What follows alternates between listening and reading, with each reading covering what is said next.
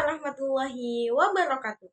Halo teman-teman semuanya, pada kesempatan kali ini saya akan menjelaskan bab yang ke-9, yaitu model studi hadis, untuk memenuhi tugas mata kuliah pengantar studi Islam. Kita sering banget mendengarkan apa itu hadis, tetapi belum sepenuhnya paham betul apa yang dimaksud dengan hadis.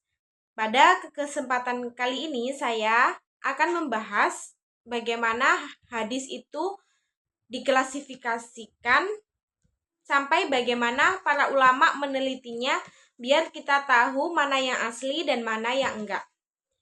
Oke, pada materi yang pertama yaitu hadis itu punya beberapa cara untuk diklasifikasikannya.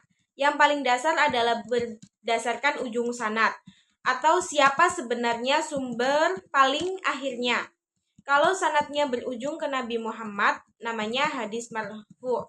Kalau cuma sampai para sahabat disebut mauquf. Dan kalau cuma sampai tabi'in disebut maqtu'. Klasifikasi ini penting banget karena membantu kita bedain antara ucapan Nabi, sahabat, dan generasi setelahnya. Berikutnya, hadis juga dilihat dari keutuhan sanadnya.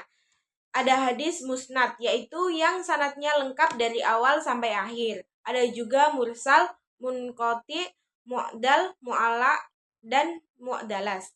Intinya, ini adalah kategori untuk melihat apakah rantai perawinya nyambung atau ada bagian yang terputus atau disembunyikan. Hadis juga dibedakan dari jumlah perawinya. Kalau diriwayatkan oleh banyak orang di setiap generasi setelah mustahil, mereka sepakat berdusta. Itu namanya mutawatir. Kalau tidak sampai sebanyak itu disebut hadis ahad, yang terbagi lagi menjadi gharib, aziz, dan masyhur. Yang paling terkenal adalah klasifikasi berdasarkan tingkat keasliannya.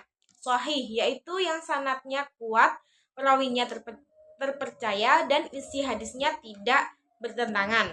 Yang kedua ada hasan, sedikit di bawah sahih. Doif, yang lemah karena sanadnya bermasalah. Dan maudhu', yaitu hadis palsu.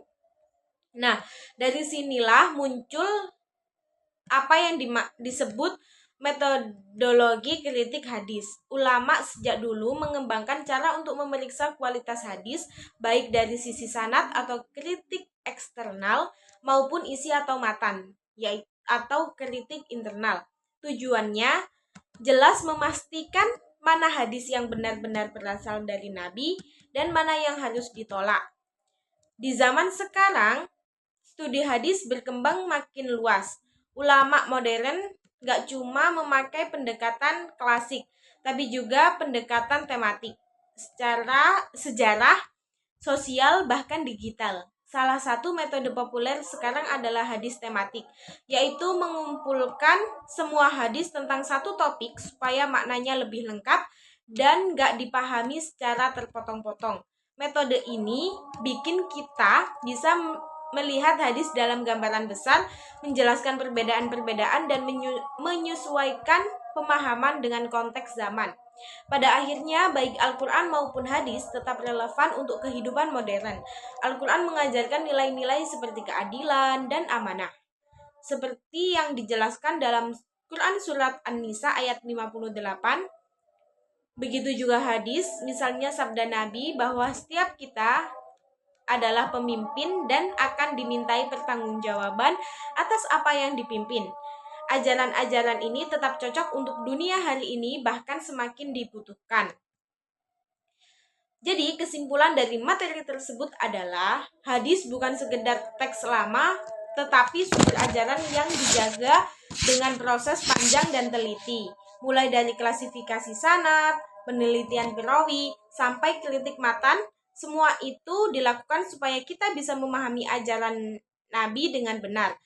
Dengan pendekatan tematik dan studi modern, kita juga bisa melihat hadis sebagai panduan hidup yang relevan, menyentuh nilai moral, sosial, dan kemanusiaan.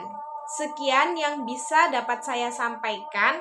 Mohon maaf apabila ada kesalahan kata atau penjelasan yang kurang jelas, mohon dimaafkan.